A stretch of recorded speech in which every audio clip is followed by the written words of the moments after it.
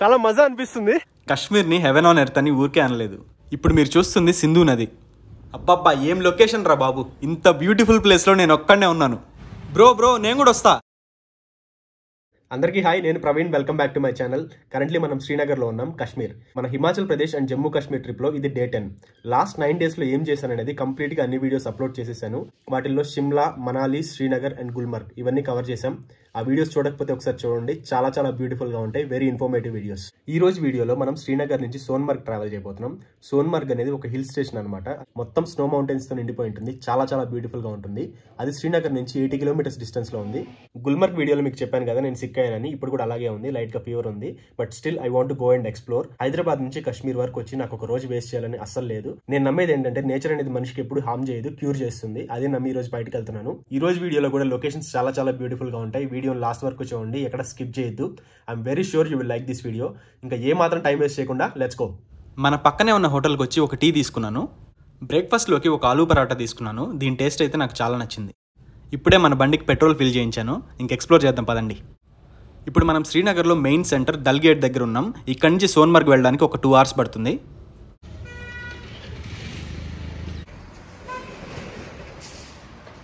సోన్మర్గ్ వెళ్ళేదారిలో ఈ లొకేషన్ చూడండి ఎంత బ్యూటిఫుల్గా ఉందో. వీటిని మస్టర్డ్ ఫీల్డ్స్ అంటారు. మనకి కాశ్మీర్లో ఎక్కడ చూసినా అవి కనిపిస్తూ ఉంటాయి.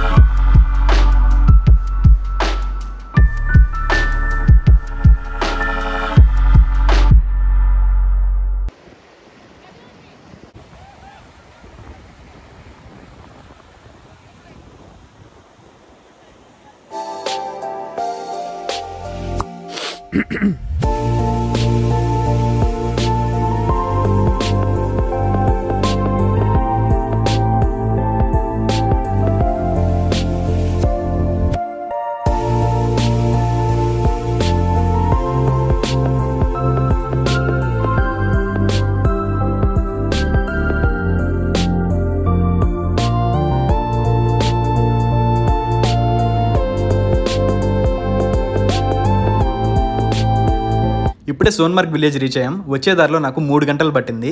ఎందుకంటే ప్రతి చోట నేను ఆగుతూ అన్నీ ఎంజాయ్ చేస్తూ వచ్చాను.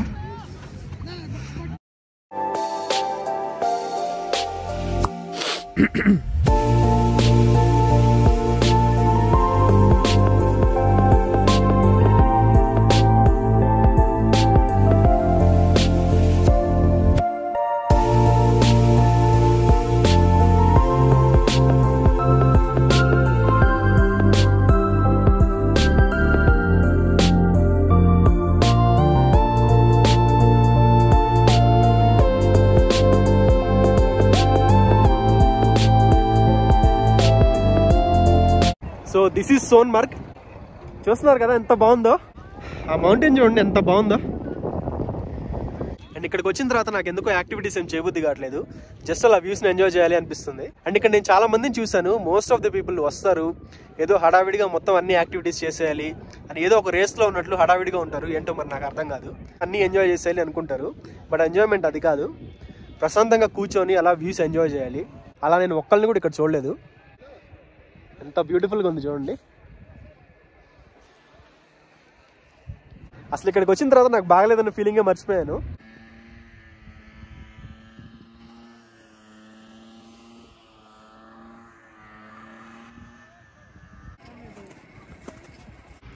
అక్కడ వాళ్ళు తీసుకెళ్తున్నారు చూడండి, అది స్లెడ్జ్ రైడ్. ఒక 1000 రూపీస్ ఛార్జ్ చేస్తారు అనుకుంటా. గుల్మర్గ్లో అయితే అరౌండ్ 1000 రూపీస్ ఉంది. మనకి డీప్ ఫ్రిడ్జ్లో ఉంటుంది కదా, సేమ్ అలాగే ఉంటుంది పట్టుకుంటే. కాసేపు ఇప్పుడు అలా నడుచుకుంటూ వెళ్దాం స్నోలో. అదిగోండి అక్కడ కనిపిస్తుంది కదా, ఆ ప్లేస్కి వెళ్దాం ఇప్పుడు. అక్కడ నుంచి వ్యూస్ ఇంకా బాగుంటాయి. అక్కడ వరకు మీరు నడుచుకొని వెళ్ళాలని రూల్ ఏం లేదు. మీకు స్నో స్కూటర్స్ ఉంటాయి, స్లెడ్జ్ రైడ్ ఉంటుంది, కావాలంటే మీరు తీసుకోవచ్చు. ఇసుకలో అయినా నడవచ్చేమో కానీ మంచులో నడవడం చాలా కష్టం. కాళ్ళు జారిపోతున్నాయి. ఇప్పటికి 2 సార్లు కింద పడ్డాను, ఎవరు చూడలేదు.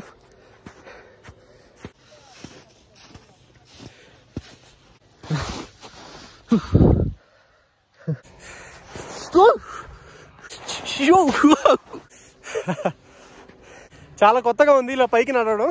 Golf course Sonmarg. ఇందాక అక్కడ కూర్చోన్నాం, ఇప్పుడు ఇంకా పైకి వెళ్ళాలి మనం. మీరు ఇలా వాక్ చేయాలనుకుంటే గమ్ బూట్స్ అని ఉంటాయి, బయట మీకు రెంట్కి కూడా ఇస్తారు, అవి తీసుకోండి. నార్మల్ స్నీకర్స్ అవన్నీ పనికిరావు. నా షూస్ కొంచెం గట్టిగానే ఉంటాయి, అందుకే ఏం తీసుకోలేదు. ఇక్కడ రెస్ట్ తీసుకుందాం కాసేపు. బాబా ఇక్కడ నుంచి ఇంకా బాగుంది. చిన్నప్పుడు నార్నియా మూవీలో చూసిన లొకేషన్స్లో ఉన్నాయి కదా. ఇప్పుడే మన వాకింగ్ స్టార్ట్ అయింది మళ్ళీ. ఇది చూసారా అంత హైట్ ఉందో, ఏదో మౌంటైన్ పీక్ ఎక్కినట్లు. పైకి ఎక్కడం చాలా కష్టంగా ఉంది, కానీ ఎందుకో మజా కూడా అనిపిస్తుంది. ఒక పక్క ఇలా పడిపోతున్నా కూడా మనం వెనక్కి తిరిగి వెళ్ళకుండా చూడండి ఎట్లా వెళ్తున్నామా. ఆల్మోస్ట్ పైన వరకు వచ్చేసాం. ఈ కొంచెం మనం పైకి ఎక్కాలి. ఇక్కడ పైకి ఎక్కే కొద్ది వ్యూస్ అదిరిపోతున్నాయి. ఇంకా కొంచెం మనం పైకి ఎక్కేస్తే అయిపోతుంది. నుంచి వ్యూస్ చూడండి ఎంత బాగున్నాయో.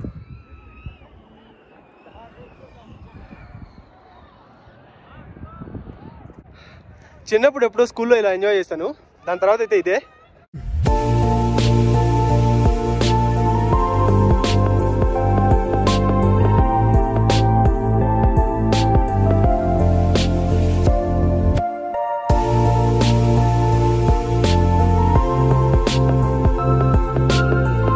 సో పైకి వచ్చేసాం, ఏదో సాధించిన ఫీలింగ్ ఉంది.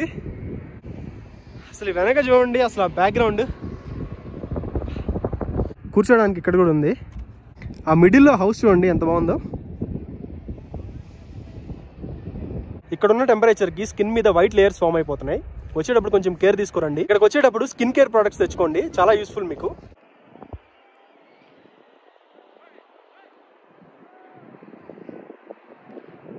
కాశ్మీర్ని హెవెన్ ఆన్ ఎర్త్ అంటారు. ఇంత బాగుంటే హెవెన్ అనకి ఇంకేమంటారు చెప్పండి. యాక్చువల్గా గుల్మర్గ్ వీడియోలో నేను ఇంత మాట్లాడలేదు. రీజన్ ఏంటంటే ఫస్ట్ టైం స్నో ఎక్స్పీరియన్స్ చేస్తున్నాను కదా, వ్లాగ్లో మాట్లాడుతూ కూర్చుంటే వ్యూస్ ఎంజాయ్ చేయలేము కదా. ఆ రీజన్తో నేను ఎక్కువ మాట్లాడలేదు, అంతా వాయిస్ ఓవర్తో మేనేజ్ చేశాను. వ్యూస్ ఎంజాయ్ చేయడం, వీడియోలు ఫోటోలు తీసుకోవడం రెండు వేరు. మనం నేచర్ ఎంజాయ్ చేయాలంటే ఫస్ట్ మన చేతిలో ఫోన్ ఉండకూడదు, గుర్తుపెట్టుకోండి. ఫస్ట్ అయితే మనం వ్యూస్ ఎంజాయ్ చేయాలి, తర్వాత ఏదైనా. ఈ సైడ్ చూడండి మనకి స్నో ఎక్కువ కనిపించట్లేదు. రీజన్ ఏంటంటే ఇక్కడ సన్ రేస్ ఎక్కువ పడుతూ ఉంటాయి, దానివల్ల మనకి స్నో ఉండదు. ఇక్కడికి వచ్చేటప్పుడు ఇలాంటి గ్లాసెస్ తెచ్చుకోవడం మర్చిపోకండి. ఇక్కడ బాగా కూల్ బ్రీజ్ ఉంటుంది, దానివల్ల ఐస్ కొంచెం పాడే ఛాన్స్ ఉంటుంది. అంతేకాకుండా ఈ గ్లాసెస్ నుంచి మనం స్నో మౌంటైన్స్ చూస్తుంటే చాలా బాగుంటుంది ఫీలింగ్. Kashmir you beauty.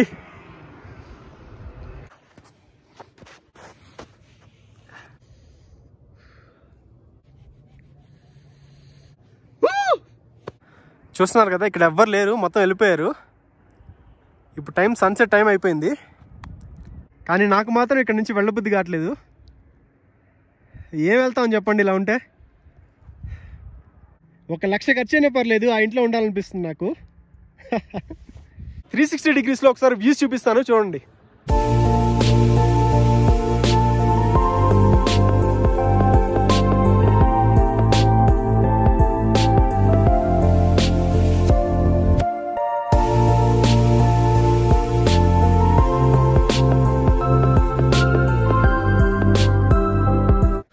మనకి ఫోటోలు తీయడానికి ఎవరు లేకపోతే ఇలా పెట్టుకొని తీసుకోవడమే, ఇలా సెల్ఫీ స్టిక్ యూజ్ చేసి తీసుకోవడమే. సోలో ట్రావెల్లో ఉండే కష్టాలు ఇవన్నీ. ఇంకా చీకటి పడే కొద్ది ఇంకా లొకేషన్స్ చాలా బ్యూటిఫుల్గా మారిపోతున్నాయి. పైన నేను ఒక్కడే ఉన్నాను, ఎవ్వరు లేరు. కూల్ బ్రీజ్, అసలు ఈ వైట్ స్నో, అసలు వెళ్ళాలనిపించట్లేదు ఇక్కడ నుంచి. ఎంత బ్యూటిఫుల్గా ఉంది చూడండి. అందరూ వెళ్ళిపోయారు, నేను ఒక్కడే ఉన్నాను పైన. ఇప్పుడు టైం ఆల్రెడీ 6 అవుతుంది. ఇక్కడ నుంచి మనం శ్రీనగర్ వరకు వెళ్ళాలి, 3 అవర్స్ పడుతుంది. లేట్ చేయకుండా లెట్స్ గో. ఇదంతా వదిలేసి వెళ్ళిపోతున్నాం, బాధనిపిస్తుంది, బట్ తప్పదు, వెళ్ళిపోవాలి. ఆల్మోస్ట్ కింద వరకు వచ్చేసాం.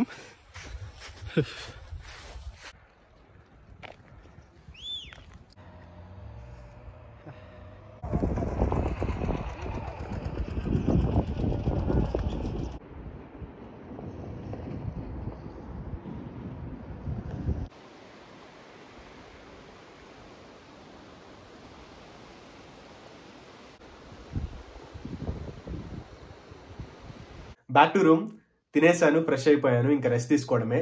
అండ్ సోన్మర్గ్ నుంచి శ్రీనగర్ రావడానికి ఒక 3 hours పట్టింది. అక్కడ మనం 6కి స్టార్ట్ అయ్యాం కదా, ఇక్కడికి వచ్చేసరికి ఆల్మోస్ట్ 9 అయిపోయింది. అండ్ వచ్చేటప్పుడు కొంచెం కష్టపడ్డాననే చెప్పాలి. అసలే నాకు బాగాలేదు, అందులో 3 hours చలిలో డ్రైవ్ అంటే it's not at all a small thing. And Sonmarg నుంచి శ్రీనగర్ వరకు రోడ్స్ అన్ని డార్క్ గానే ఉన్నాయి, ఎక్కడ ఒక లైట్ కూడా లేదు. నైట్ టైం హిల్ స్టేషన్స్ లో డ్రైవ్ చేసేటప్పుడు చాలా అలర్ట్ గా ఉండాలి, ఫోకస్డ్ గా ఉండాలి, లేకపోతే ఎక్కడ కర్వ్ వస్తుందో తెలియదు, ఏం జరుగుతుందో తెలియదు.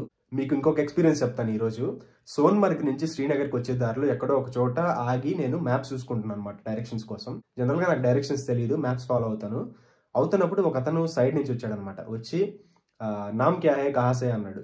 నాకు ఎందుకు అడిగిన పద్ధతి కొంచెం కరెక్ట్గా అనిపించలేదు. అలా అంటున్నాడు, దగ్గరకు వచ్చేస్తున్నాడు అనమాట. చుట్టూ చూస్తే ఇంకెవరు లేరు, నైట్ టైం. ఇంకా నాకేదో తేడా కొట్టి ఫాస్ట్గా లాగిచ్చేసాను బైక్. ఇలాంటివి జరుగుతుంటాయి సోలో ట్రావెల్ చేసేటప్పుడు, చాలా జాగ్రత్తగా ఉండాలి. గుడ్ థింగ్ ఏంటంటే మనకి కాశ్మీర్లో 5 to 10 kilometers రేడియస్ లో CRPF వ్యాన్స్ కనిపిస్తూ ఉంటాయి. ఇండియన్ ఆర్మీ పగలు రాత్రి చలి ఇవేం ఉండవు అనమాట. వాళ్ళకి 24 hours గన్స్ పట్టుకుని అలా నుంచొని ఉంటారు. Hats off to Indian army. వాళ్ళని చూడగానే నాకు చాలా ధైర్యంగా అనిపించింది. వాళ్ళు ఉన్నంత వరకు ఎక్కడ ఏ ప్రాబ్లం రావడానికి ఛాన్స్ లేదు, బట్ స్టిల్ మన సేఫ్టీలో అయితే మనం ఉండాలి. సరే, ఇవన్నీ పక్కన పెడితే ముందు మనం సోన్మర్గ్ గురించి మాట్లాడదాం. సోన్మర్గ్ అనేది ఒక బ్యూటిఫుల్ విలేజ్. శ్రీనగర్ నుంచి సోన్మర్గ్ వచ్చేసి ఒక 80 kilometers డిస్టెన్స్ లో ఉంటుంది. సోన్మర్గ్ లో ఆ ప్లేస్ చూడాలి, ఈ ప్లేస్ చూడాలి అనుకుంటుంటారు, అలా ఏం ఉండదు. సోన్మర్గ్ వస్తే వెహికల్ ఒక చోట పార్క్ చేసేసి విలేజ్ మొత్తం అలా నడుస్తూ తిరగండి. సోన్మర్గ్ విలేజ్ మొత్తం బాగుంటుంది, ఆ ప్లేస్ ఈ ప్లేస్ అని ఏం ఉండదు. శ్రీనగర్ నుంచి సోన్మర్గ్ ట్రావెల్ చేయడానికి 2 ఆప్షన్స్ ఉన్నాయి. ఒకటి వచ్చేసి నాలాగా బైక్ రెంటల్ తీసుకొని శ్రీనగర్ నుంచి సోన్మర్గ్ వరకు మీరు డ్రైవ్ చేసుకుంటూ వెళ్ళొచ్చు. ఇది చాలా తక్కువ మంది ఫాలో అవుతారు. రీజన్ ఏంటంటే కాశ్మీర్లో ఉన్న చలికి బైక్ డ్రైవ్ చేయడం అంటే అది మాటలు కాదు, చాలా కష్టం. ఒకవేళ పర్లేదు అనుకుంటే బైక్ రెంటల్ తీసుకోవచ్చు, అది ఒక మంచి ఆప్షన్. ఆర్ ఎల్స్ మీకు టాక్సీస్ అవైలబుల్ గా ఉంటాయి. టాక్సీస్ అయితే 4 people కి అరౌండ్ 3000 రూపీస్ ఛార్జ్ చేస్తారు శ్రీనగర్ నుంచి సోన్మర్గ్ వెళ్ళడానికి. మీరు ఒకళ్ళు కానీ ఇద్దరు కానీ వెళ్తున్నట్లయితే వేరే వాళ్ళతో షేర్ చేసుకుని వెళ్లాల్సి వస్తుంది. అండ్ సోన్మర్గ్ లో ఫుడ్ గురించి మాట్లాడుకోవాలంటే ఏం లేదు, చాలా హోటల్స్ అవైలబుల్ గా ఉంటాయి, దాని గురించి మాట్లాడడానికి కూడా పెద్ద ఏం లేదు. అండ్ బడ్జెట్ విషయానికి వస్తే మీకు చెప్పాను కదా లాస్ట్ టైం గుల్మర్గ్ వీడియోలో, కాశ్మీర్ కి సంబంధించి ఒక ఫుల్ టూర్ ప్లాన్ చేయబోతున్నాను. దాంట్లో డీటెయిల్డ్ గా ఎవ్రీథింగ్ మాట్లాడతాను. బడ్జెట్ గురించి, ఫుడ్ గురించి, అకామిడేషన్, ఎవ్రీథింగ్ అన్ని కవర్ చేస్తాను దాంట్లో. బెస్ట్ టైం టు విజిట్ సోన్మర్గ్, ఎప్పుడైనా మీరు విజిట్ చేయొచ్చు, ఓన్లీ రైనీ సీజన్ లో తప్ప. మీకు ఒకవేళ స్నోఫాల్ అంటే చాలా ఇష్టం అనుకుంటే వింటర్ లో రావడానికి ట్రై చేయండి, నవంబర్ నుంచి జనవరి వరకు. లేకపోతే మీరు సమ్మర్ లో రావచ్చు. Most of the people summers లోనే వస్తారు. అండ్ అది విషయం, అన్ని విషయాలు డిస్కస్ చేశాను అనుకుంటున్నాను. ఏదైనా మిస్ చేస్తుంటే కింద కామెంట్స్ లో అడగండి, తప్పకుండా రిప్లై ఇస్తాను. ఇంతటితో అయితే వీడియో ఎండ్ చేస్తున్నాను. నెక్స్ట్ వీడియోలో కలుద్దాం. ఈ ట్రిప్ లో రేపు మనకి లాస్ట్ డే అనమాట. రేపు మార్నింగ్ లేచి మనం పహల్గం ఎక్స్ప్లోర్ చేయబోతున్నాం. గుల్మర్గ్, సోన్మర్గ్ కొంచెం ఒకేలా ఉంటాయి, పహల్గం మాత్రం కొంచెం డిఫరెంట్ గా ఉంటుంది. చాలా యూనిక్ ప్లేస్ అనమాట. నెక్స్ట్ వీడియోలో చూపిస్తాను. వీడియో మీకు నచ్చితే ఒక లైక్ చేయండి, మీ ఫ్రెండ్స్ కి షేర్ చేయండి. ఇంతటితో అయితే వీడియో ఎండ్ చేస్తున్నాను. నెక్స్ట్ వీడియోలో కలుద్దాం. Until then see you all. జై హింద్.